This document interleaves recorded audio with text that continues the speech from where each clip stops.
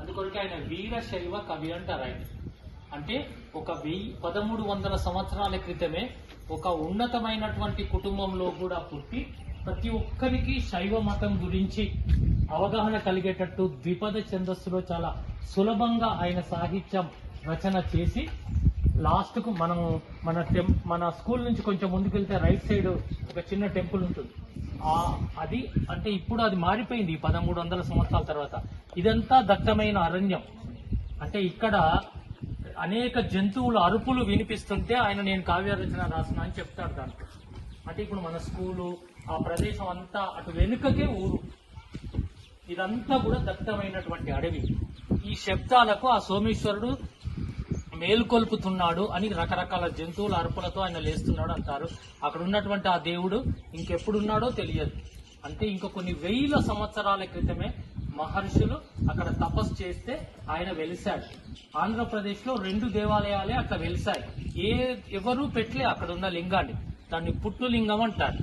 ఇక్కడ ఒక చోటు ఉంది, శ్రీశైలంలో ఒక చోటు ఉంది. అంటే శ్రీశైలంలో వెళ్తే ఎంత పుణ్యమో మనం ఆ దేవుడిని అక్కడికి వెళ్తే అంత పుణ్యం అని చెప్తాం.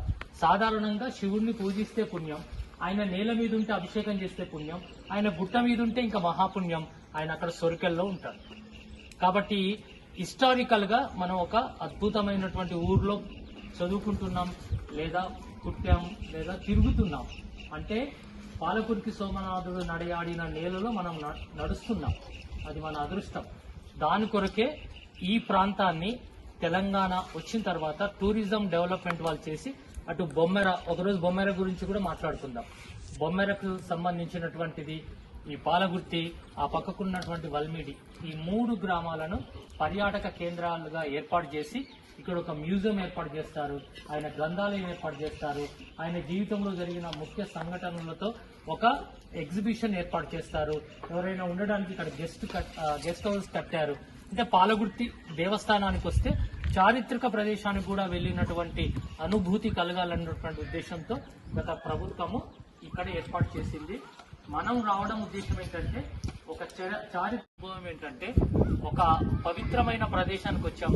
మన నడవడి, మన లక్ష్యం, ఈ స్ఫూర్తితో ఇక్కడికి వచ్చినటువంటి స్ఫూర్తితో మనం కూడా బాగా చదువుకొని సాహిత్య రంగంలో లేదా మీరు ఎన్నుకున్నటువంటి ఏదో ఒక రంగంలో ఉన్నత శిఖరాలు అధిష్టానం చేయడానికి, అధిరోహించడానికి ఇది ఒక స్ఫూర్తి నింపాలని కోరుకుంటున్నాం. ఇది ఆయనకు సంబంధించింది. ఆయన ఒక 18 రకాల పుస్తకాలు రాశాడు. అదంతా కూడా తెలుగు జానపదం. అంటే మొట్టమొదటిసారిగా తెలుగు మనం నన్నయ్య, తిక్కన, ఎర్రప్రగడ మొదట ఆది కవులు అంటే తెలుగులో మహాభారతాన్ని రాశారు అని చెప్తారు. అదంతా ఆంధ్రాలో, కానీ అంతకు ముందే తెలుగులో ఈయన అద్భుతమైనటువంటి మన భాషలో కూడా సాహిత్యం చేసినటువంటి కవి పాలకుర్తి సోమనాథుడు. మనం చివరికి ఆయన అంత్యంలో ఇక్కడ చనిపోలేదు, చాలా మంది పాలకుర్తిలో చనిపోయినట్టున్నారు.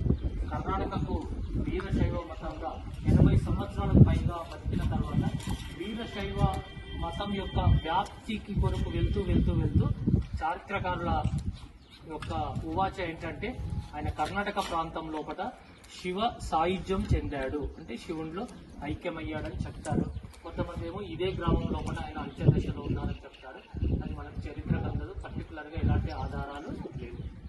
ఇది ఈ ప్రదేశం యొక్క ప్రాసెస్.